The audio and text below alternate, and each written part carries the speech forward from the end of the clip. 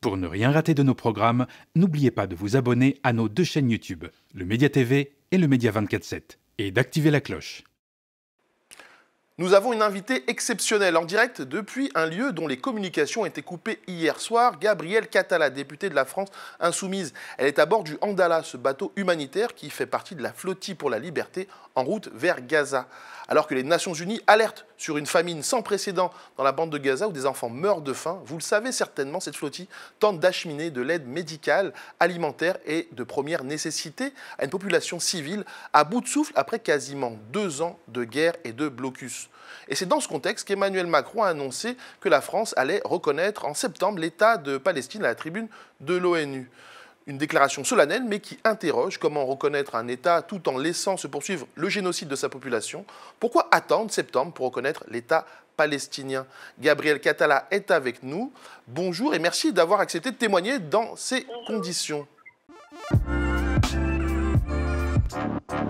Tout d'abord, comment allez-vous, Gabrielle Catala? On a cru à un moment donné perdre totalement la connexion avec votre bateau. On a craint une attaque israélienne.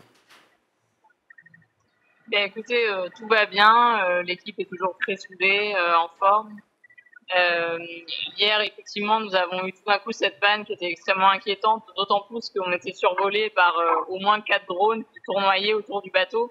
Donc on s'est dit que c'était sûrement Israël qui avait coupé le Wi-Fi, coupé Internet pour nous perturber parce qu'on aurait pu soit être arrêté tout de suite, soit souvent ils font ça les premières nuits pour nous atteindre psychologiquement, pour nous empêcher de dormir, pour nous nous fatiguer. Finalement, tout est rentré dans l'ordre. C'était une panne Starlink qui a duré un petit peu plus de 2 heures. Mais là, on reste focalisé sur notre mission. Vous savez, on est très proche. On arrive proche du lieu où le Madeleine a été intercepté illégalement et où son équipage a été kidnappé en juin. Et on ne sait pas à quel moment on risque d'être intercepté. Nous, notre but, c'est toujours d'arriver à Gaza. Je rappelle que c'est possible puisque les flottilles de la liberté, elles existent depuis 2008.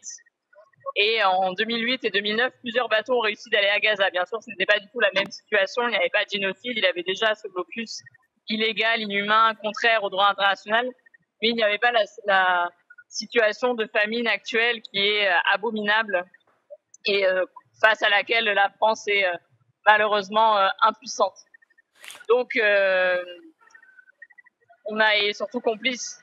Donc nous, on reste focalisé sur, on pense à Gaza, on pense au génocide, on pense aux enfants palestiniens, on pense à tous ces gens qui vivent des souffrances extrêmes.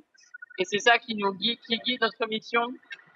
Les risques qu'on encourt ne sont rien par rapport à la souffrance et aux risques qu'encourent chaque jour les Palestiniens. Oui, vous venez de le dire, votre mission est d'autant plus nécessaire qu'actuellement, c'est aussi la famine donc, qui tue à Gaza. L'ONU évoque donc des enfants qui meurent littéralement de faim, une famine généralisée dans la bande de Gaza. Philippe Lazzarini, le chef de l'Agence des Nations Unies pour les réfugiés, dit « Les habitants de Gaza ne sont ni morts ni vivants, ce sont des cadavres ambulants ». Je propose aussi à nos spectateurs de voir des images qui peuvent être terribles. Les plus sensibles doivent éviter peut-être de les regarder, notamment la une de Libération, ou encore d'autres images dans les hôpitaux à Gaza.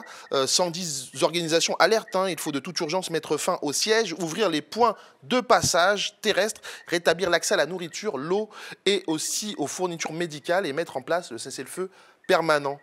Comment, Gabrielle Catala, peut-on en 2025 justifier encore ce blocage de l'aide humanitaire? Eh bien, l'inhumanité... l'Occident et l'impérialisme américain nous montrent toute son inhumanité. Ce blocus, il était immonde déjà en 2007, il est devenu de plus en plus sévère en 2023, puis en 2024. Et finalement, il nous montre la complicité de l'Occident avec ce génocide et le racisme de l'Occident. Un Occident qui ne considère pas les vies arabes, les vies palestiniennes, comme ayant la même valeur que les vies des Blancs et les vies des non-musulmans. Et c'est ça qui est terrifiant. Et c'est pour ça que, vous l'avez dit en introduction, Emmanuel Macron a annoncé reconnaître la Palestine en septembre. Il avait dit reconnaître en juin, il avait annoncé en avril la reconnaître en juin. Je ne comprends pas pourquoi il repousse toujours cette décision. Une décision qui est insuffisante et qui aurait dû être mise en place depuis 21 mois maintenant et même depuis toujours, puisque c'était une promesse de François Hollande en 2012. Jacques Chirac aurait dû aussi le faire. Donc il a choisi peut-être de se dire que là, vu l'ampleur du génocide et surtout le vote de la Knesset qui a voté une résolution mercredi prévoyant l'annexion totale et la colonisation totale de la Cisjordanie, qu'il fallait faire une annonce pour ne pas montrer que sa diplomatie est si défaillante que ça.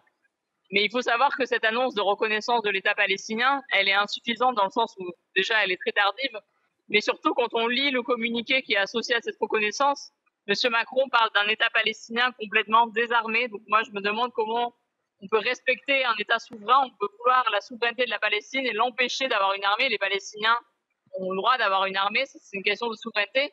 Et comment pourrait-on accepter qu'Israël soit toujours surarmé pour menacer les Palestiniens et que la Palestine, pays qui serait souverain, n'ait rien? Ensuite, il n'y a aucune mesure pour essayer de faire pression sur Israël et pour stopper le génocide. M. Macron pourrait décréter un embargo sur les armes, il pourrait mettre en place et mettre à l'ordre du jour au Conseil de sécurité des Nations Unies des résolutions pour sanctionner Israël, il pourrait mettre en place des sanctions économiques et financières, il pourrait peser de tout son poids pour que l'accord UE-Israël d'association soit suspendu. Et ça, pareil, il ne le fait pas. Donc, et je crois que cette annonce tardive ne doit pas faire oublier toute la complicité de M. Macron et de la France depuis 21 mois maintenant. Rappelons-nous que la France a donné au début son blanc-seing, un soutien inconditionnel à Israël, alors que les massacres ont commencé dès le 7 octobre au soir. Donc il faut continuer à faire pression sur M. Macron pour qu'il reconnaisse immédiatement la Palestine. Oui, parce qu'en fait, ça semble assez contradictoire, hein, vous venez de le dire. Cette annonce intervient alors que la France a du mal à condamner fermement Israël, à empêcher Netanyahou de survoler son territoire. La France a du mal à le faire. Donc, effectivement, on est dans une certaine contradiction d'Emmanuel Macron, là.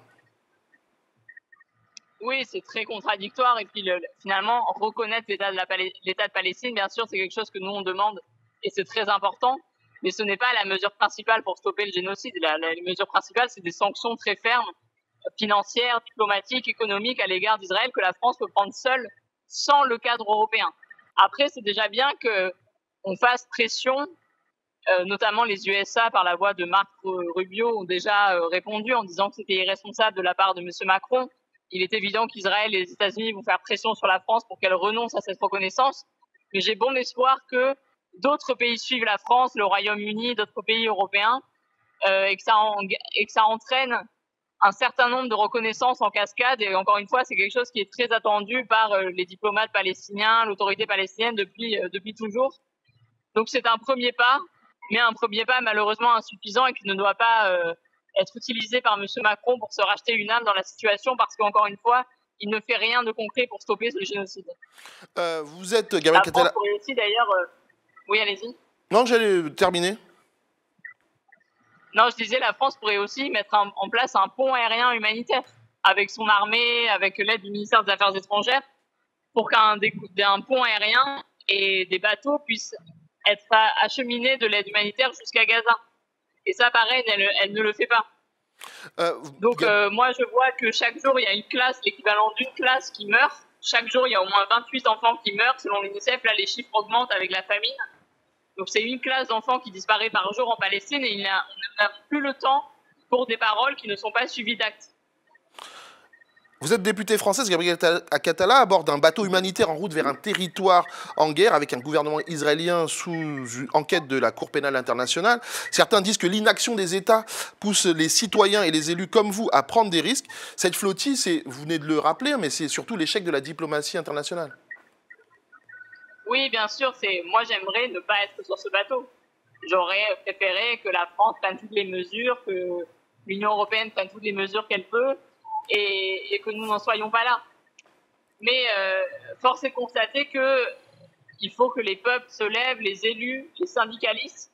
Rappelons-nous que ce sont des syndicalistes au port de Fos-sur-Mer ou à l'aéroport de Roissy qui ont pu bloquer des convois, des cargos et des cargaisons d'armes vers Netanyahou, vers son armée génocidaire, et que la France continue à livrer tous les jours des pièces de mitrailleuses, etc., à en fabriquer, qu'elles sont destinées à l'armée génocidaire de Netanyahou, et que le ministre des Armées ment quand il dit qu'il ne sait pas où vont ces armes, parce que, selon disclose, l'ambassade de France à Tel Aviv avait bien confirmé qu'elle était incapable de suivre l'acheminement et de savoir ce que deviennent ces livraisons. Donc il faut prendre des mesures de rétorsion extrêmement fermes pour que Israël cesse ce massacre. Et il n'y a pas que la France, 30% des armes de l'Union européenne qui sont livrées vers Israël sont livrées par l'Allemagne, qui est aussi un pays complice du génocide, un allié d'Israël, et dont la capacité à livrer des armes est la première d'Europe, bien loin, bien sûr, derrière les États-Unis, puisqu'il y a un bateau qui part tous les 2 jours des États-Unis pour aller vers Israël. Et ce qui est effrayant, c'est le fait que 2 nations d'extrême droite, qu'on dit être des soi-disant démocraties, donc Israël et les États-Unis, puissent mettre à genoux comme ça le reste du monde et empêcher qui que ce soit d'agir, même si des pays font leur part. Moi, je vois l'Afrique du Sud qui a lancé la procédure à la Cour internationale de justice, l'Espagne qui a arrêté de livrer des armes ou de laisser transiter des armes par son pays, qui a reconnu la Palestine avec la Slovénie, l'Irlande, la Norvège. Et c'est pour ça que la France, elle, ne suit pas du tout une trajectoire exemplaire sur le sujet, et notre diplomatie est défaillante. Et d'ailleurs, Le Monde expliquait que la France attendait finalement que Netanyahou quitte le pouvoir pour pouvoir essayer de davantage appuyer et de stopper ce massacre. Netanyahou, ça fait 16 ans qu'il est au pouvoir. Il ne va pas partir comme ça, puisque une majorité de la société israélienne valide ce qui se passe, valide ce massacre, valide la colonisation et le génocide. Les manifestations qu'on voit, elles prennent de l'ampleur en Israël, ceux qui sont opposés au génocide, mais elles sont encore extrêmement faibles face à l'ampleur d'un crime qui est commis à quelques kilomètres de Tel Aviv. Voilà. Gabriel Catala, que dites-vous à ceux qui affirment que le Handala est une opération symbolique sans réel effet sur le terrain? Eh bien, effectivement, d'un point de vue humanitaire, c'est symbolique, nous le disons nous-mêmes. Nous savons que ce que nous transportons ne servira pas à arrêter une famine. Nous transportons 800 kilos de lait infantile, de produits d'hygiène, de nourriture pour les enfants, parce que notre mission est dédiée aux enfants. Et c'est toujours mieux que rien. Et c'est toujours ceux qui ne font rien qui reprochent à d'autres d'essayer de faire quelque chose de symbolique. Nous, notre mission, elle est avant tout politique. Nous sommes là pour visibiliser le génocide, pour montrer que des peuples se lèvent, pour dire que nous devons briser ce blocus humanitaire et pour arriver jusqu'à Gaza afin de le briser. C'est ça notre premier but. Et donc, nous ne sommes pas, à proprement parler, un bateau humanitaire. Nous sommes une mission pacifique et politique portée par un certain nombre de personnes avec des profils différents. À bord de ce bateau, il y a des avocats, un syndicaliste, des ingénieurs, des militants pour la paix, des influenceurs. On est 2 députés et on essaye de représenter un petit peu la diversité des personnes qui se mobilisent et qui s'opposent à ce génocide. Vous le disiez tout à l'heure, vous êtes à quelques kilomètres de l'endroit où le Medlin s'est fait arrêter, les occupants kidnappés par l'armée israélienne. Est-ce que actuellement, dans ce que vous pouvez vivre là depuis quelques jours, vous vous sentez en danger? Est-ce que vous sentez menacé par Tsahal? Alors effectivement, on ne peut que se sentir menacé vu les drones qui tournoient autour de nous et ce qui s'est passé pour les précédents bateaux, parce que je rappelle qu'en 2010, l'armée israélienne a tué 10 militants sur un bateau qui s'appelait le Marmara. Il y a eu d'autres bateaux attaqués par des drones, le Conscience, l'équipage du Medlin a été kidnappé. Donc on ne peut que s'inquiéter, mais nous sommes tous très soudés et je pense qu'il ne faut pas se laisser envahir par le stress, etc.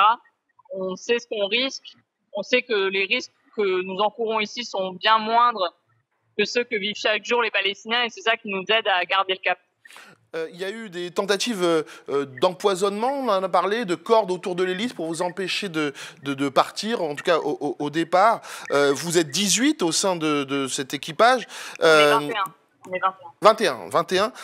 Comment le reste de l'équipe vit cette traversée avec toutes ces tentatives d'intimidation? Eh bien, le reste de l'équipe, encore une fois, comme on est très solidaires entre nous, très serein, enfin, très soudés. Tout le monde sait pourquoi il est ici, quel sens ça a pour toutes les personnes qui sont à bord. Et nous savons que nous sommes ici pour les Palestiniens, que nous sommes regardés par des millions de gens qui nous envoient des messages de soutien, des messages affectueux et qui nous aident tous les jours à tenir, qui nous encouragent.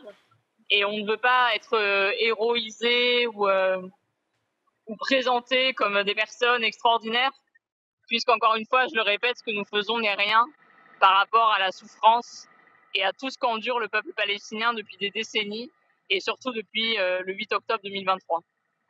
Donc là, si tout se passe bien, vous devriez arriver dimanche, c'est ça, à Gaza? Oui, nous devrions arriver dimanche à Gaza et nous arriverons demain en milieu de journée à l'endroit où le Medlin a été arrêté. Très bien. Gabriel Catala, merci beaucoup d'avoir été avec nous pour cet entretien en direct du Andala. Merci à vous en espérant que tout se passe bien pour vous jusqu'à dimanche.